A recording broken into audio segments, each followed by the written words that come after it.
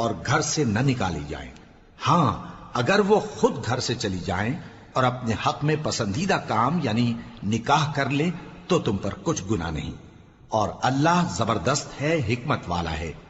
اور مطلقہ عورتوں کو بھی دستور کے مطابق نان و نفقہ دینا چاہیے، پرہیزگاروں پر یہ بھی حق ہے۔ اسی طرح اللہ اپنے احکام تمہارے لیے بیان فرماتا ہے تاکہ تم سمجھو۔ بھلا تم نے ان لوگوں کو نہیں دیکھا جو شمار میں ہزاروں ہی تھے اور موت کے ڈر سے اپنے گھروں سے نکل بھاگے تھے؟ تو اللہ نے ان کو حکم دیا کہ مر جاؤ، پھر ان کو زندہ بھی کر دیا۔ کچھ شک نہیں کہ اللہ لوگوں پر مہربانی رکھتا ہے، لیکن اکثر لوگ شکر نہیں کرتے۔ اور مسلمانوں، اللہ کی راہ میں جہاد کرو اور جان رکھو کہ اللہ سب کچھ سنتا ہے، سب کچھ جانتا ہے۔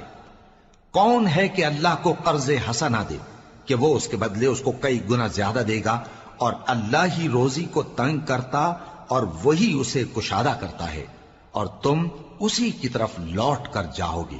بھلا تم نے بنی اسرائیل کی ایک جماعت کو نہیں دیکھا جس نے موسیٰ کے بعد اپنے پیغمبر سے کہا کہ آپ ہمارے لیے ایک بادشاہ مقرر کر دیں تاکہ ہم اللہ کی راہ میں جہاد کریں؟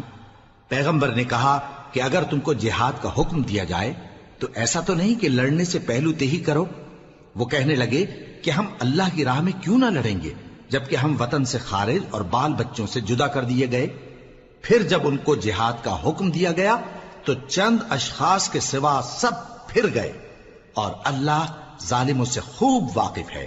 اور پیغمبر نے ان سے یہ بھی کہا کہ اللہ نے تم پر طالوت کو بادشاہ مقرر فرمایا ہے۔ وہ بولے کہ اسے ہم پر بادشاہی کا حق کیوں کر ہو سکتا ہے؟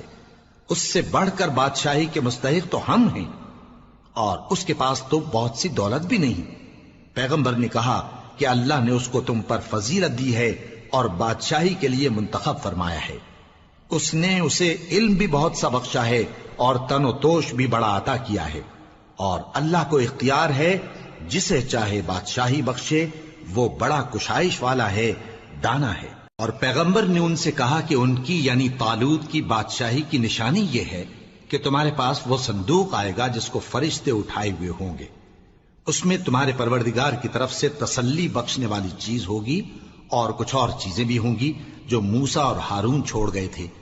اگر تم ایمان رکھتے ہو تو یہ تمہارے لیے ایک بڑی نشانی ہے۔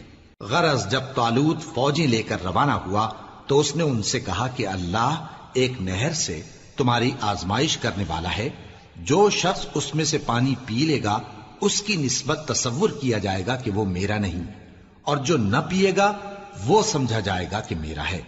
ہاں اگر کوئی ہاتھ سے چلو بھر پانی لے لے تو خیر۔ جب وہ لوگ نہر پر پہنچے تو چند آدمیوں کے سوا سب نے پانی پی لیا۔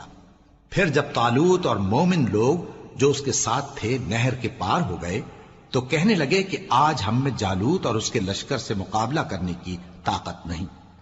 جو لوگ یقین رکھتے تھے کہ ان کو اللہ کے روبرو حاضر ہونا ہے، وہ کہنے لگے کہ بسا اوقات تھوڑی سی جماعت نے اللہ کے حکم سے بڑی جماعت پر فتح حاصل کی ہے، اور اللہ ثابت قدم رہنے والوں کے ساتھ ہے۔ اور جب وہ لوگ جالوت اور اس کے لشکر کے مقابل میں آئے تو اللہ سے دعا کی کہ اے پروردگار، ہم پر صبر کے دہانے کھول دے اور ہمیں لڑائی میں ثابت قدم رکھ اور لشکر کفار پر فتح یاب کر۔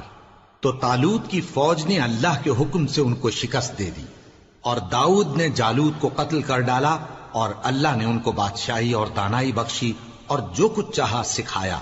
اور اگر اللہ لوگوں کو ایک دوسرے پر چڑھائی اور حملہ کرنے سے نہ ہٹاتا رہتا تو کرۂ ارض تباہ ہو جاتا، لیکن اللہ اہل عالم پر بڑا مہربان ہے۔